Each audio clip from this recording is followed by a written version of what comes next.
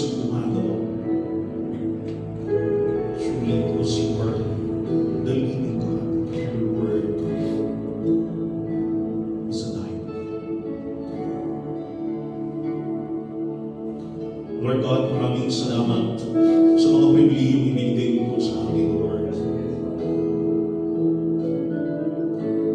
We humbly come before your presence, Lord. Truly, we are not worthy because of our transgressions and sins, but because of your great love, you forgive us. You embrace us with your love. Thank you, Holy Spirit. Speak to us through your servant, the Lord. Naging lamang po mga salita at tuloy po na maniglang ng Panginoon. Maraming salamat. Tayo po manahan ng pag-usap sa ating mga puso. Sa iyo ang pagpuri, pagwalhati at pagdakilan sa pangalan ni Jesus. Amen. And amen. Praise God.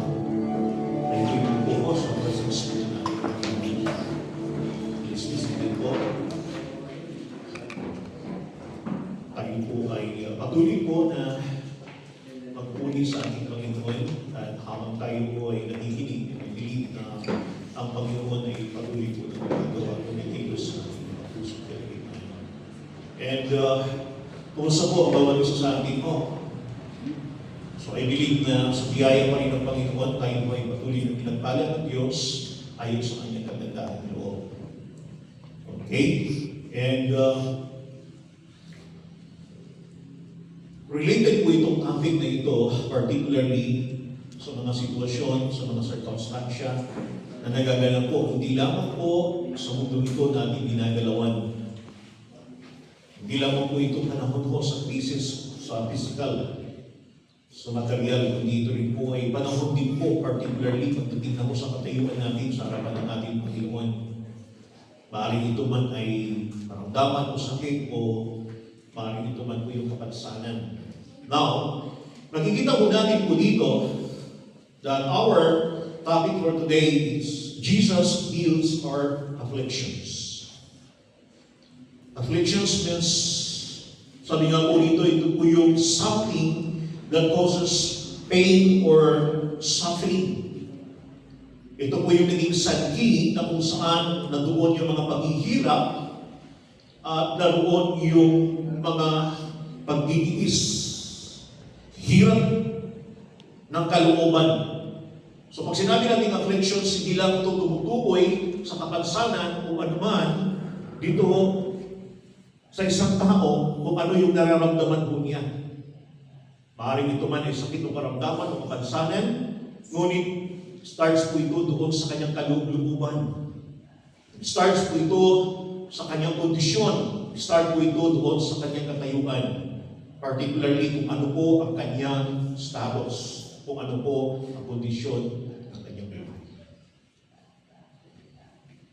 Now remember, sabi ko po rito, Jesus heals our afflictions. He is our great healer. Siya po ang ating dakilang manggagamot, mga kapatid. And according to this passage, makikita din po natin kung paano umilos at gumalaw ang ating Panginoon at pinagaling niya ang tao dito.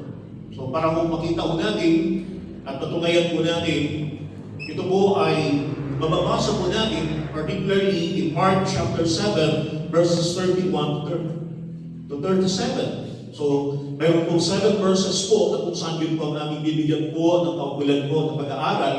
Pagtalakay po natin, and we have to adapt these verses and apply it, particularly sa ating spiritual na buhay. Now first, the outline of this topic is man's condition. Pag sinabi natin man's condition, yung kalagayan ng tao, yung kondisyon niya. Ano ba ang kalagayan ng tao dito? Ano ba ang kalagayan din po ng bawat isa sa atin? So, man's condition. So, from verse 32, Mark chapter 7, and second, others' intercession. Yung pamamagitan ng ibang mga tao, particularly sa tao na kung saan inilapit sa ating Panginoong Kristo. Na makita ko natin yung yung kanilang concern, kanilang not only concern, kundi yung kanilang talagang nais ay hindi lamang para sa kanila, kundi particularly dito ho sa may kapansanan. Now, makikita pa rin po natin sa second part po ng verse 32 of Mark chapter 7. And third, Jesus' compassion. Habag ng ating Panginoong Yesus. Na ang ating Panginoong Kristo, siya ay Diyos na mahabagin. Siya ay patuloy po na gumagawa at pinapakita ang kanyang habag. He is the compassionate God, Lord and Savior. He is our Lord and God. He is our compassionate Lord and God. At hindi lamang po, particularly dito po sa passage na ito, makikita mo natin po kung paano pinadama ang ating Panginoong Kristo yung kanyang habag. Fourth, Cross Declaration. So yung mga nakasaksi, yung mga naka-witness po doon sa ginawa ng ating Panginoon, ano po ang kanilang deklarasyon? Ano po ang kanilang mga binanggit? Ano po ang kanilang ipinapahayag? Ano ang kanilang mga pinag-testify? In spite and despite doon sa mga instruction ng ating Panginoon. Found in Mark chapter 7, verses 36 to 37. Now, start po tayo dito po sa verse 1, verse 31 of Mark chapter 7. Sabi po rito again, departing from the region of Tyre and Sidon, he came through the midst of the region of Decapolis to the Sea of Galilee. In other words, dito po sa magandang balita, sabi po ng magandang balita Biblia sa Marcos Kapitulo 7, versikulo 31. Pabalik na si Jesus mula sa lupain ng Tiro, dumaan siya sa Sidon at nagtuloy sa lawa ng Galilea matapos hahakin ang lupain ng Decapolis. So Jesus traveled 20 miles north from Tyre and passed through Sidon, which was into Gentile territory. From there, he went east, crossed the Jordan, and traveled south along the eastern shore of Galilee, Decapolis. Decapolis was a Gentile area east of Galilee. Last Sunday, makikita rin po natin at ating po natutunan, nalalaman po natin ang pagministeryo ng ating Panginoon, ang pagpapagaling niya dito ho sa isang Gentile woman. So makita natin yung pagkilos ng ating Panginoon, particularly sa mga Hintil po. Sa kanyang mga misyon na kung saan ginagawa.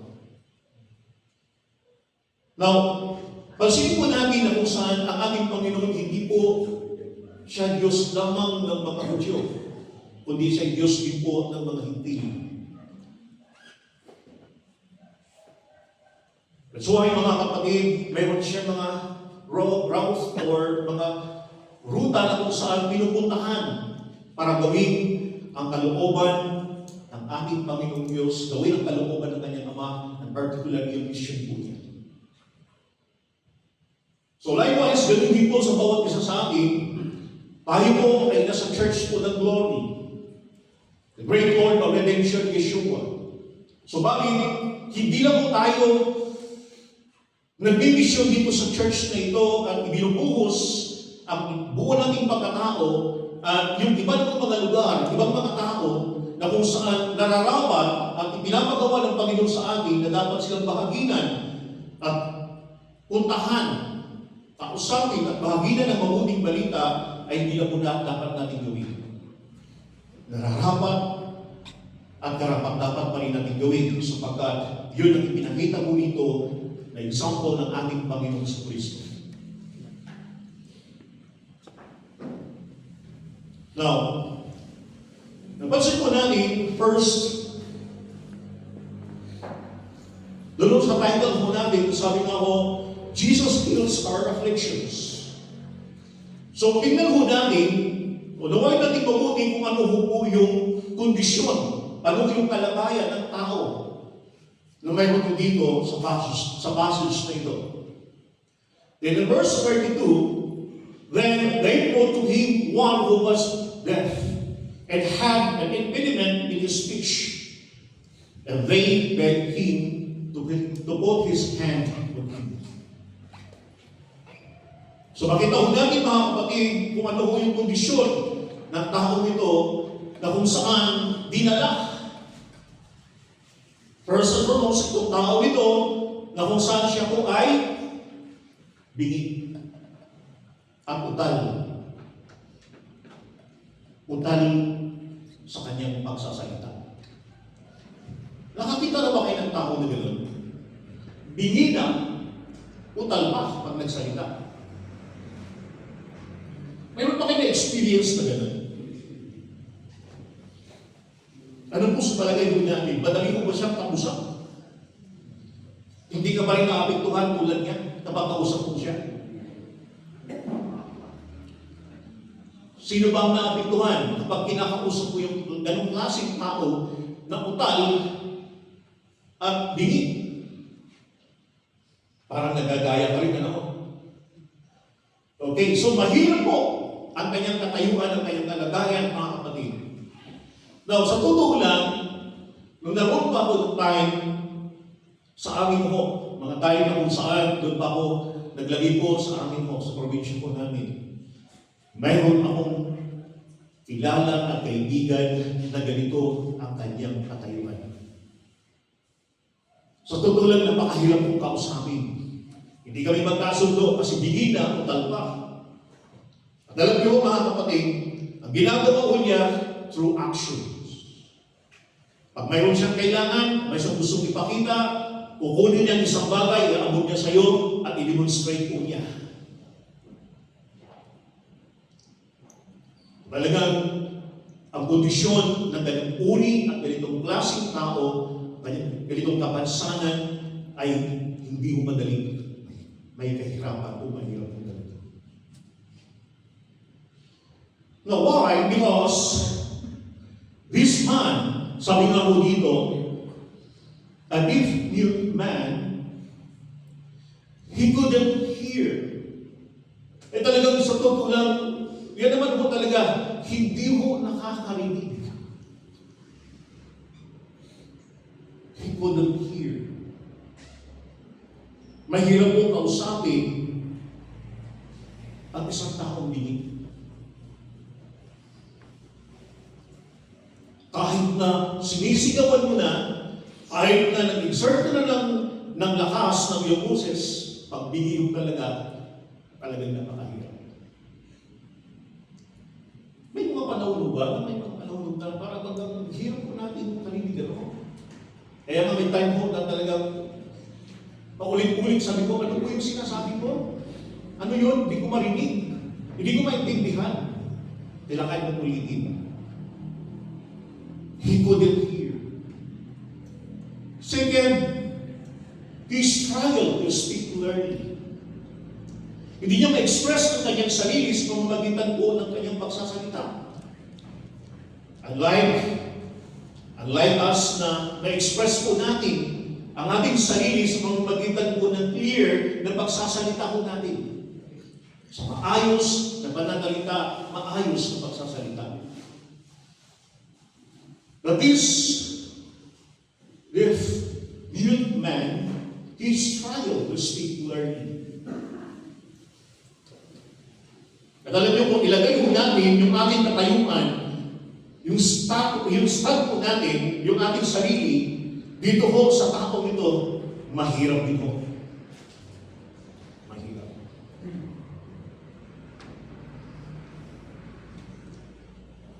Third, hindered him to communicate with other people clearly. And fourth, this situation lead him to isolation and frustration. Kaya nga ho yung salita ko nitong lead him to isolation and frustration, ang kanyang sitwasyon ay umahantong sa paghihiwalay sa mga tao. Dahil sa kanyang kabiguan na hindi ho siya makapag-communicate ng maayos sa mga kausap ko niya. So nung mapapansin ko natin dito ho mga kapatid, ito lang ba'y tumutukoy dito ho sa kanyang kapansanang pisikal? May mas matindi pa ho dito mga kapatid, ang kanyang kapansanan ay hindi lamang po na kung saan naghihiwalay sa kanya, sa kanyang komunikasyon, sa kanyang pakikipag-ugnayan sa mga tao, kundi personally, siya po ay mayroon din pong afflictions or paghihirap ang kanyang kalooban. Nahihirapan mo siya. Nagtitiis mo siya. Kaya nga sabi ko dito mga kapatid, something that causes pain or suffering, nasasaktan mo siya.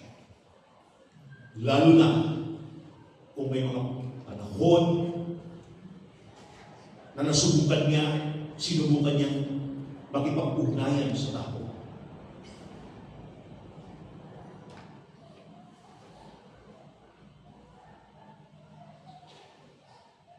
So naroon ang kanyang isolation or kanyang pag-iisa.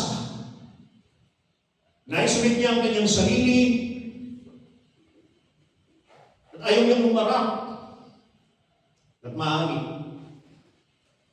Now, his situation limits him to access clear information. So ano mga information, mga kapatid, particularly patungkol sa ating Panginoon Kristo, nahihirapan mo kaya intindihin at anutin, mga kapatid. Nasubukan niyo ba mag-share ng gospel sa isang bingit? Yes. At utal pa. Yeah. Yes, sabi ni Ate Grace po. Right, Grace po. Nasubukan niya. Anong experience niyo po, Ate? Mahirap.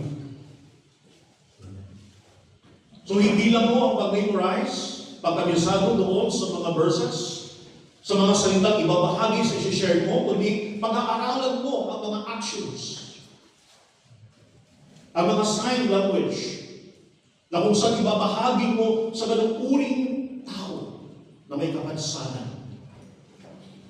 But we thank God, salamat sa Diyos sapagkat mayroon po dito sa katauhan ni Dr. Grace po na nagbahagi. Gusto niyo po, kung gusto ho natin po, makipag-ugnayan po tayo sa Kanya para maturuan din po tayo kung paano po tayo magbahagi ng gospel, particularly sa isang bingit na putal na tao.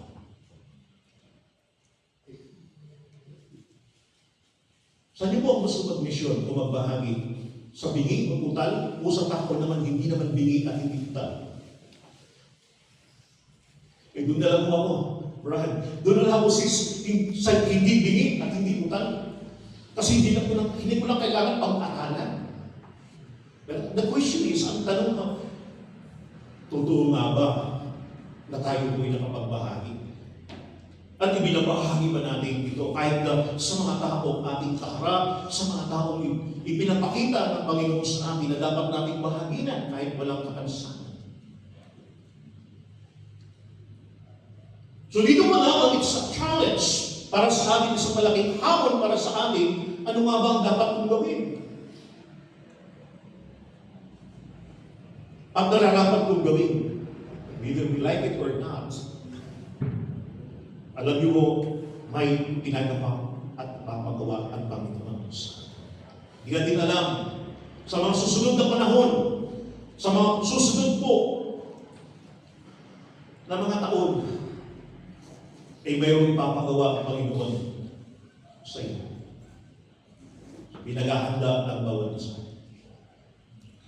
Now, yan po ang kondisyon ng tao nito, mga kapatid. So, para sa atin, ano ang kondisyon mayroon po tayo? Hindi naman tayo ukal, hindi naman tayo bingi. Anong kondisyon mayroon tayo? Anong mga paghihirap ng kalooban ang ating experience.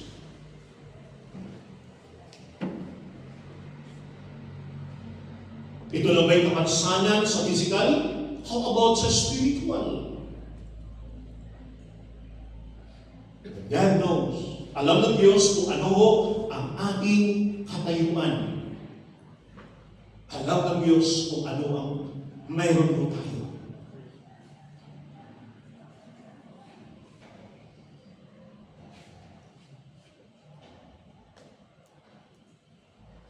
Because He is the omniscient one. He knows everything.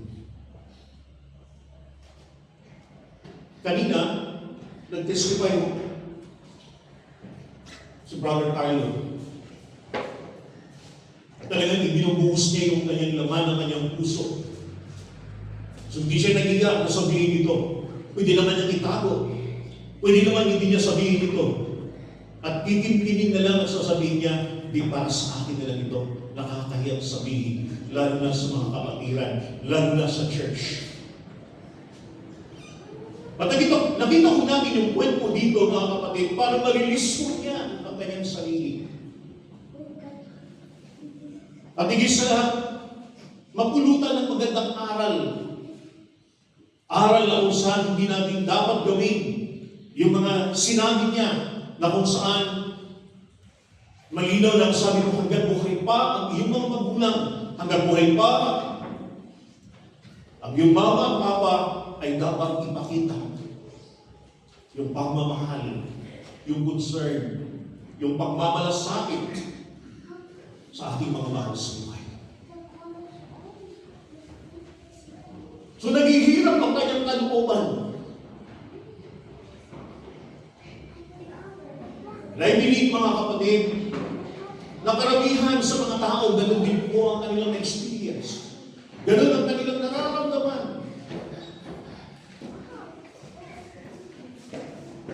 Now, second, others' intercession. We talk about others' intercession, pamamagitan ng ibang mga tao. So kung ating balikan, mga kapatid, makita mo natin na ito kung bingi na ito, total na, at total pa, ay hindi mo makakalapit sa ating Panginoon. Particularly, lalo-lalo na napakaraming mga tao.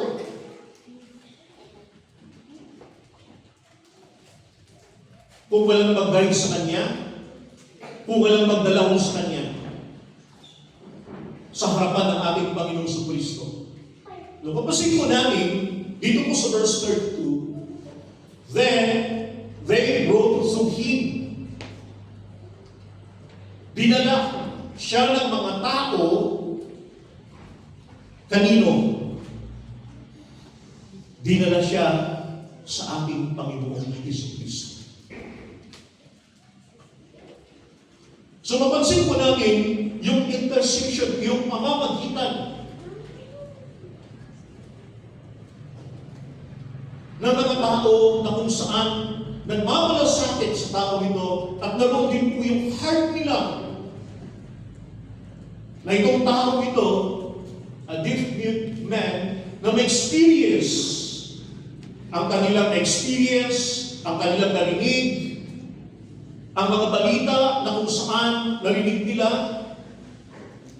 na ginagawa o ginawa ng ating Panginoon sa Kristo. They brought to Him one who was deaf and had impediment in his speech. And they begged Him to put His hand on him. Nandoon ang kanila, nandoon ang kanilang pamamanhik. Ipinamamanhik po nila. Ipinamamanhik po nila na kung saan ang lalaking ito na kanilang dinala ay patungan ng kamay ng ating Panginoon. So makita mo natin yung request po nila sa ating Panginoon sa Kristo na sabi ko dito, ipinamamanhik po namin Jesus. Ipinakikiusap po namin Jesus na patungan niyo po ng iyong kamay ang bingi at utal na tao nito. So makita ho natin yung attitude ng kanilang paglapit sa ating Panginoon Kristo. Nakita ho natin yung attitude nila kung paano sila dumulog sa ating Panginoon. At napakalaking bagay po yun. Napakalaking halaga po yan na kapag tayo ay dudulog sa harapan ng ating Panginoon, lalapit sa ating Panginoon, dapat ipakita natin ang nararapat at karapat-dapat na attitude.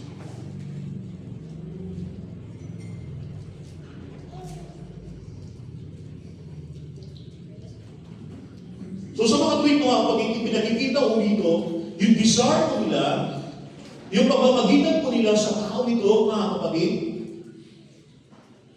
sabi nga ho, clear ang direksyon ng kanilang pagdulog, pagdala ng tao nito. Now the people brought him. Kaninong pangalan? Kanino siya dinala? Kay Jesus. Hindi siya dinala doon sa kanyang mga disipulo. Hindi siya nilapit doon sa kanyang mga disciples. Pwede naman.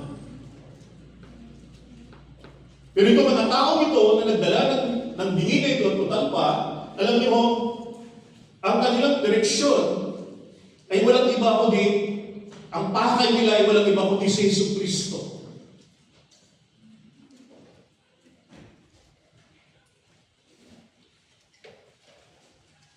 So napakalinaw mo mga kapatid.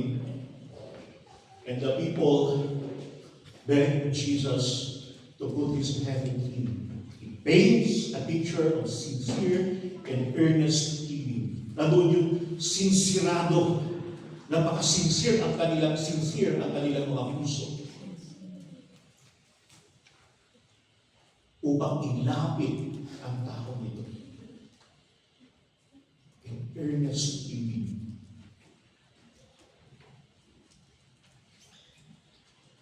Alam niyo mo, kung titignan mo natin sa ibang bagay mo, mga kapatid, for example, kapag tayo ay nag-lead ng tao, kapag tayo po ay nagdala ng tao sa harapan ng ating Panginoon, o nag-akay ng mga tao para sa harapan ng ating Panginoon, sinsirado kaya ang ating mga puso? Sincere kaya ang ating mga puso?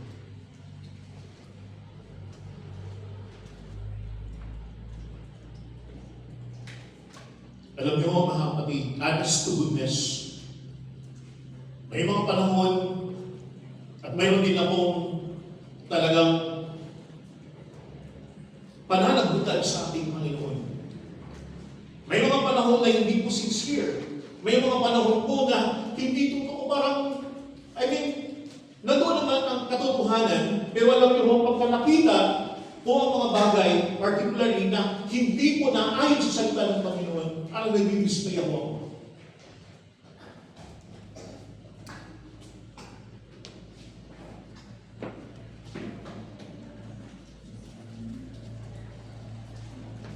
Sa itong lesson po, mga kapatid, particularly sa sino man po ang magdala ng sino man, particularly kung mayroon pamansanan sa kapag ng ating Panginoon. Naalala ko yung time na yun na sa Maynila po, ako nung time na nagbabahagi ng mabuting balita. Mayroon pong nag-response doon sa gospel. At alam niyo, sabi nga ko doon, gusto kong sumama sa mga lugar na pinupuntahan ko para magbahagi at makinig din ako ng Word of God.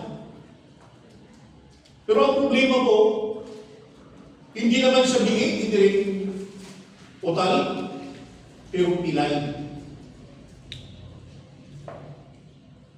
Ayaw kong isama kasi malayo-layo yung lugar na pinupuntahan ko.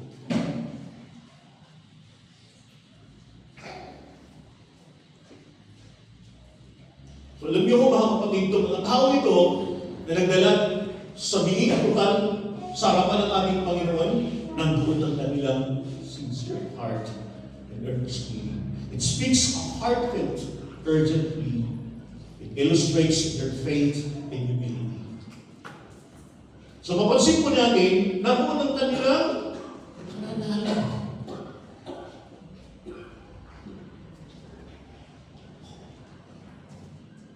Sapagkat hindi sila nananalig, naniniwala sa ating Panginoon Kristo, bakit pa ba ilalapit nila ang bihig at total na tao ito sa harapan ng Diyos?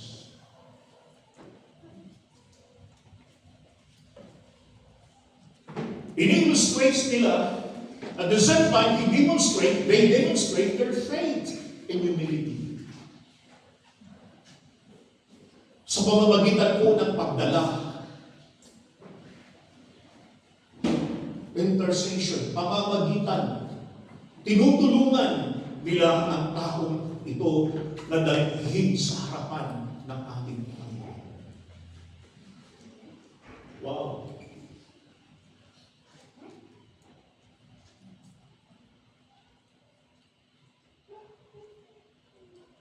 So ang lesson din po ay pinakita ko dito ng ating Panginoon, kapag mayroon pong ipapagawa at pinapagawa ng Panginoon sa atin, kahit may kapansanan, kapag yan ay ipinakita ng Panginoon sa iyo at ipinagagawa ng Panginoon sa iyo na yan ang dalhin mo, yan ang patuloy mo na akayin at dalhin mo sa harapan ng ating Panginoon, dalhin mo sa church, dalhin mo sa mga gawain ng ating Panginoon, sapagkat may plano ako sa Kanya. Huwag mo nating tanggihan. Huwag nating agawan.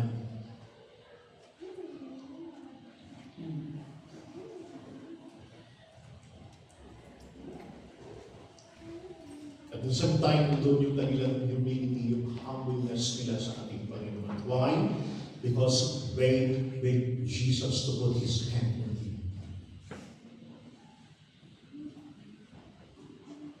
Andun yung kanilang pamamanhid or ipinamanhid po nila, pakikiusap, makaawa po sila sa ating Panginoon. At the same time, they recognize His power and authority. Alam nila na itong lalapitan nila, pagdadalahan nila sa biyat total na tao, alam nila na makapangyarihan at may otoridad laban sa anumang sakit, karamdaman o kapansanan.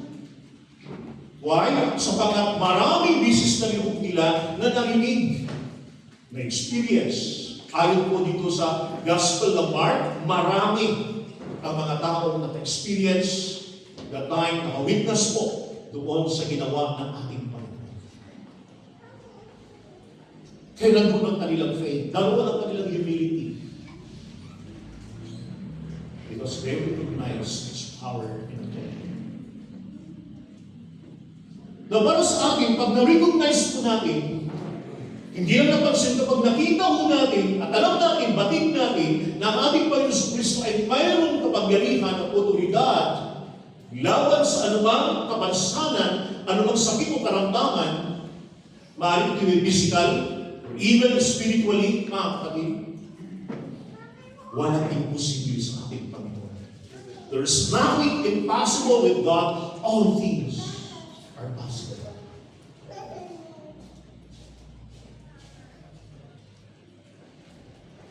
So kailangan namin gawin ito because we believe and they have experienced the power and the authority of Jesus Christ.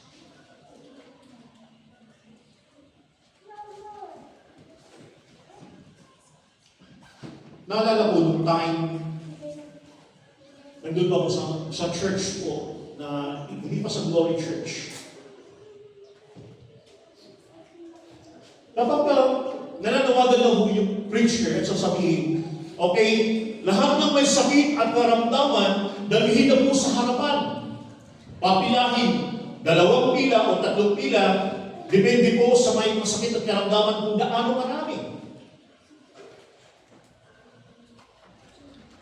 Meron akong kasama na agresibo. Okay, nakuuna pa siya doon sa pila.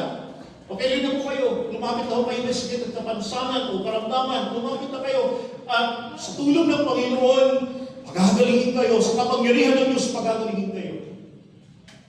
Alam niyo ho, dumating na yung punto na kung saan yung pila, yung pangatlo na pumila, nakaratay sa baling. Dala-dala ko ng dalawa na tao. Hindi makatayo. Halos butod balat na lang ang talagang nakikita. Bumulong siya. Ang sabi mo niya sa akin, Brad, hindi ko kaya ito. Butod balat na ito, parang mamamatay natin ito na lang. Hindi mo. Sabi ko sa kanya, walang pagkakaiba ang butod balat o anumang kapansanan o anumang sakit at karamdaman ng isang tao. Kahit nakita natin ang kanyang status, ang kanyang kondisyon, walang pagkakaiba sa harapan ng ating Panginoon sapagkat ang Diyos natin ay dakila at makapangyarihan sa lahat.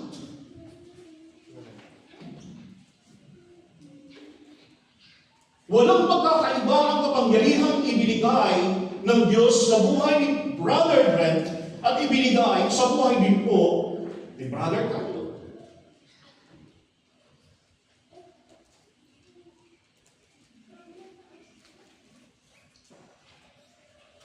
So dito yung pinakita ko mga kapatid na sabi nga ho dito, because they recognize His power and authority. So kailangan po at nararapat po dapat makita ho natin ang kapangyarihan at otoridad ng Diyos laban sa anumang kapansanan, laban sa anumang sakit at karamdaman, laban sa anumang sitwasyon ng katayuman o pinakatayuman ng tao o mga tao. Hindi natin pwedeng sabihin, imposible itong mangyari. Imposible magbago pa ito. Imposible gagaling pa siya. Kailangan po, natayuan po natin ang mga pinagagawa.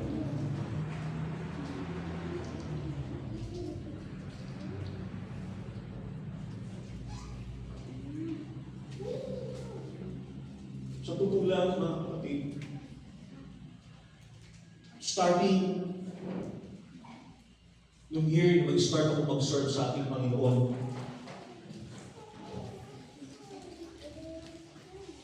sinabi ko sa sarili ko, hindi ako inom na ba? Kasi may Diyos na dakilang maggagamot. How many years? Pero alam niyo mga kapatid, nakita ko rin. Ipinaunawa ko rin. Ipinaunawa ng Diyos sa akin na kung saan karapat dapat at kararapat ka rin uminom ng gamot.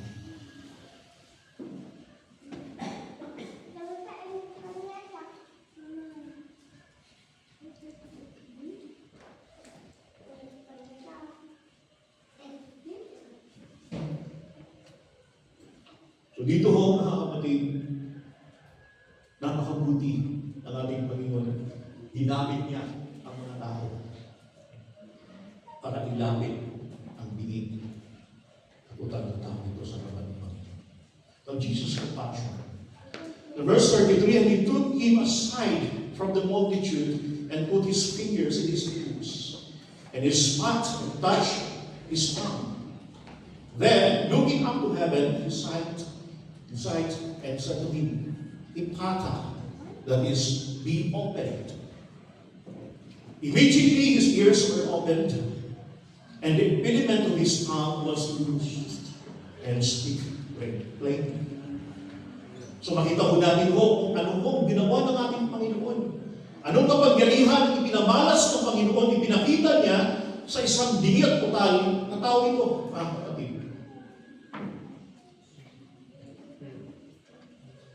So makita ko natin yung compassion ng ating Panginoon, yung habag ng ating Panginoon. He was moved with compassion. Kumilos siya, napagalaw siya, alam niyo, dahil sa kanyang habag sa tao ito. Jesus' compassion is now, sabi nga ako dito, He took him aside from the multitude to avoid the public spectacle. Para bagang nasabi na, ay, palabas na po yan. Kumbagay, ayaw ng ating Panginoon na makita ng mga publiko na, ay, ganito lang po yung ginagawa ng Panginoon. Parang, ano lang yung ginagawa niya? Parang palabas na po yan. Inside daroon ang compassion, habag ng ating Panginoon. At dinala niya ang tao ito, sabi niya, he took him aside from the multitude. Inilayo niya.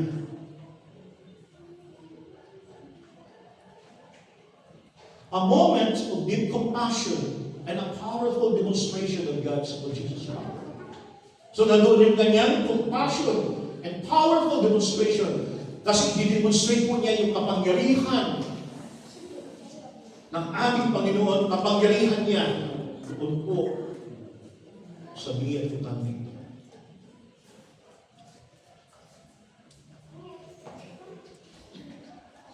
Sa ating buhay, may demonstration ba ang Panginoon sa atin ng kanyang kapangyarihan at ng kanyang habag sa atin? Dinidemonstrate ba ng Panginoon ang kanyang habag at kapangyarihan sa atin bilang mga lingkod at bilang mga anak niya?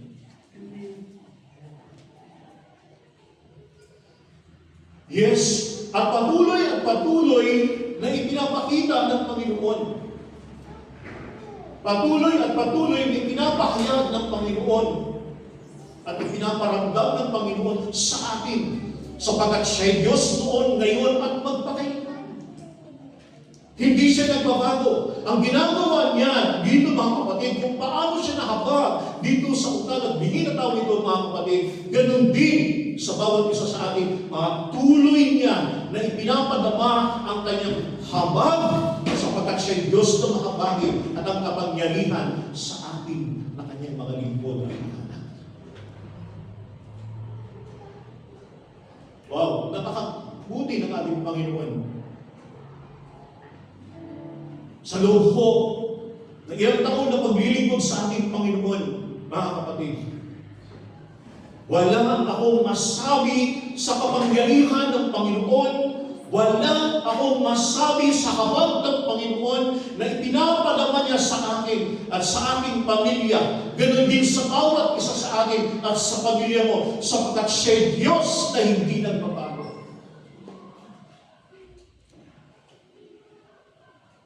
Dakila ang ating Panginoon. Hindi siya nakahabag ngayon at sasabihin niya bukas, ayaw ko nang mahabag sa'yo. Ngayon, nandoon yung pagmamalasakit ko sa inyo. Bukas, hindi na ako magmamalasakit sa inyo. Patuloy niyang ipinapadama. Tulad ng iglesia nito, mga kapatid, ng Great Lord of Redemption issue. Paano niya ipinadama? At patuloy niya pinapadama ang kanyang habag. Simula't simula mga kapatid, nakilala na natin at patuloy niya pinapakilala at ipinakikita niya ang kanyang habag sa iglesia nito. So napakabuti ng ating Now, put his finger into man's ears and he spat and touched his heart. Tinignan ko po sa NLT version or New Living Translation Bible, sabi nga po, putting his fingers and spitting on his own fingers and touched man's stomach. So, di pinakita ko dito mga kapatid, literal.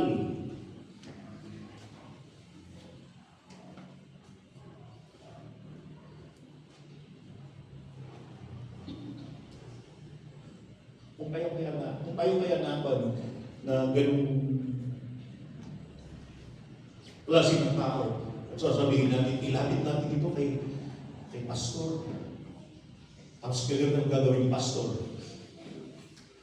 dudura tapos inibuhin yung dila.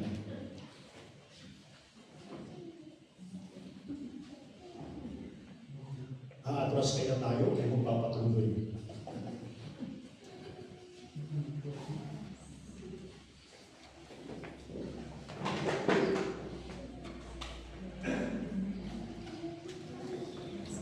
So, alam niyo mga kapatid, sabi nga ako, may nabasa ko, sabi nga ako dito mga kapatid,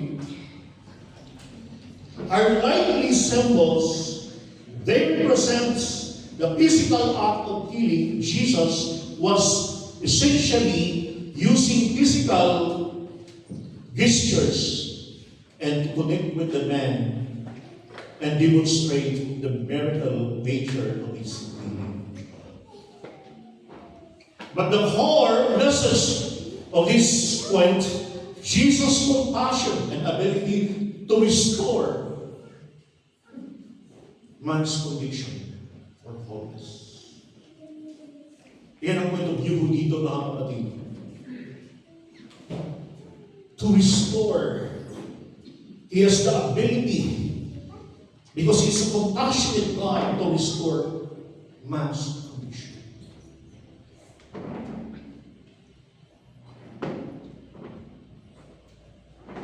Tinignan ko dito sa New King James Version Bible, sabi nga ko dito, in verse 33, that Jesus personally indicates to the man in the ministry is going to perform the touch and spittle representing Jesus' own life.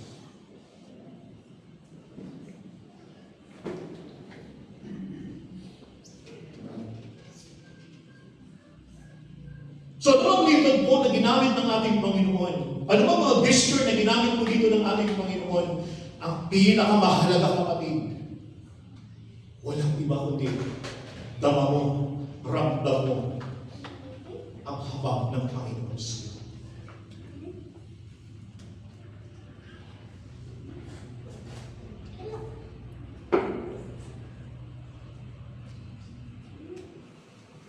Looking up to heaven, Isaiah said, "Ipata, be open. Be open." Ipata, an Aramaic word. It is a powerful command of declaration of His authority over man's condition. Be open. Mabuksan.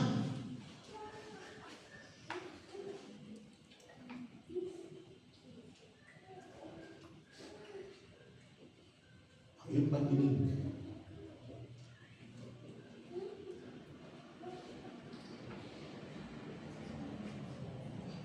Sabi nga ho dito, it is the moment of divine intercession. I direct command to the man to be made whole. So makita ko natin mga kapatid. That's why immediately man's ears were opened. The impediment of his tongue was moved. And he was able to speak. In Isaiah chapter 35 verse 5, that the eyes of the blind shall be opened, and the ears of the deaf shall be unstopped.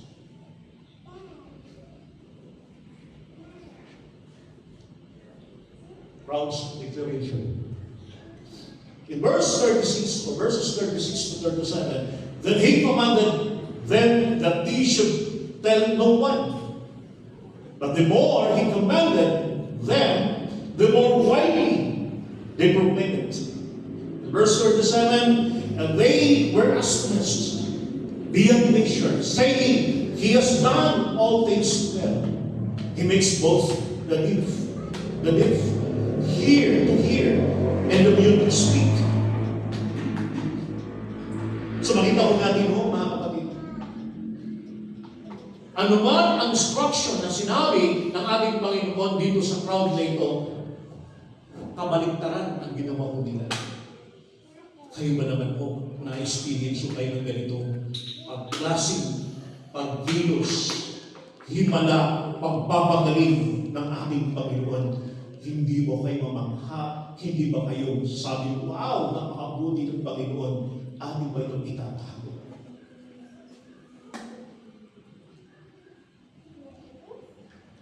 That's why sabi nga ko dito, mga kapatid, they widely proclaim it.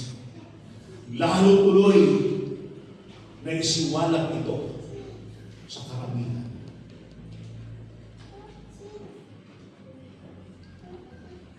Lalo naging tanyag ang ministry ng ating Panginoon, ang gawain at ginawa ng ating Panginoon. And they were filled with wonder and amazement. Because they recognized Jesus' power in the roof of the Holy Spirit.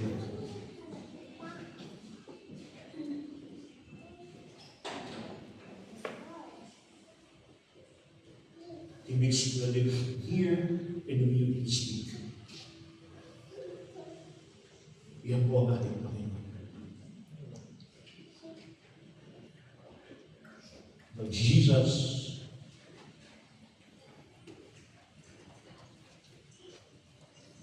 heals our addictions.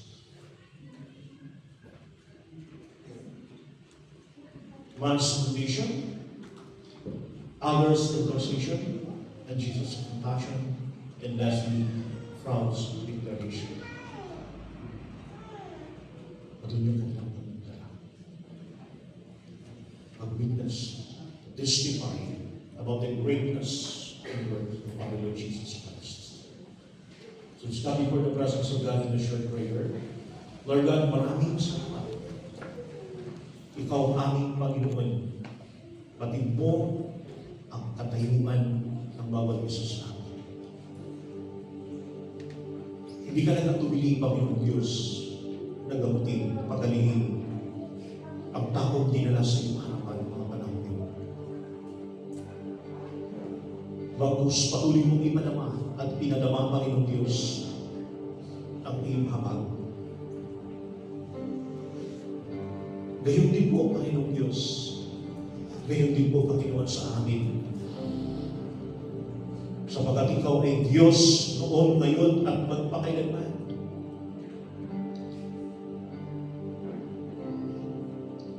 It is your word in Hebrews chapter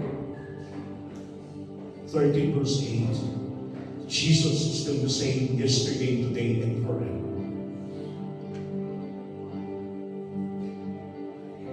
Batid mo, alam mo, Panginoon, ang kondisyon ng bawat isa sa amin.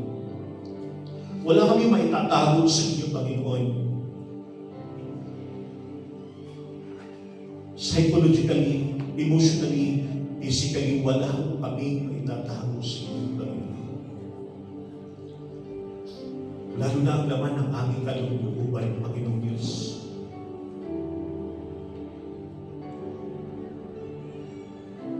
Abutin niyo kong Panginoon, ipagkaloob mo ang aming mga pangangailangan. Ikaw ang aming kagalingan. Ikaw ang aming kalakasan. Ikaw ang aming tanggulan. Ikaw ang aming kalasan. Ikaw ang aming dakilang pagdalangin. Sa loob at labas ng aming pamilya, namin mong nirepresentahan, Panginoon, batid mo, Panginoon Diyos, ang mga nagaganap at nangyayari.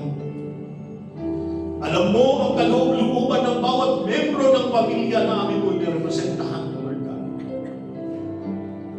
Hindi ho namin kaya, hindi ho namin kontrolado, Panginoon Diyos. Kaya po, nilalapit ho namin sila sa inyo, Panginoon. Kami na mga lingkod mo, kami na mga anak mo na tinawag mo, Panginoon, individual na dumudulog sa inyo at lapit mo sa inyo ang aming pamilya, ang aming angkan.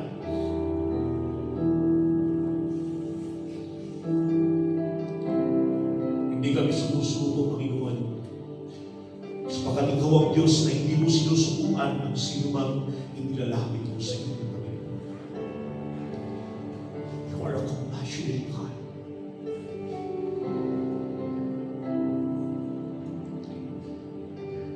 Dineklara ho namin, Panginoong Diyos, ang iyong kabutihan, ang iyong katapatan sa bawat pamilya, sa bawat buhay, na bawat isa sa ating Panginoon.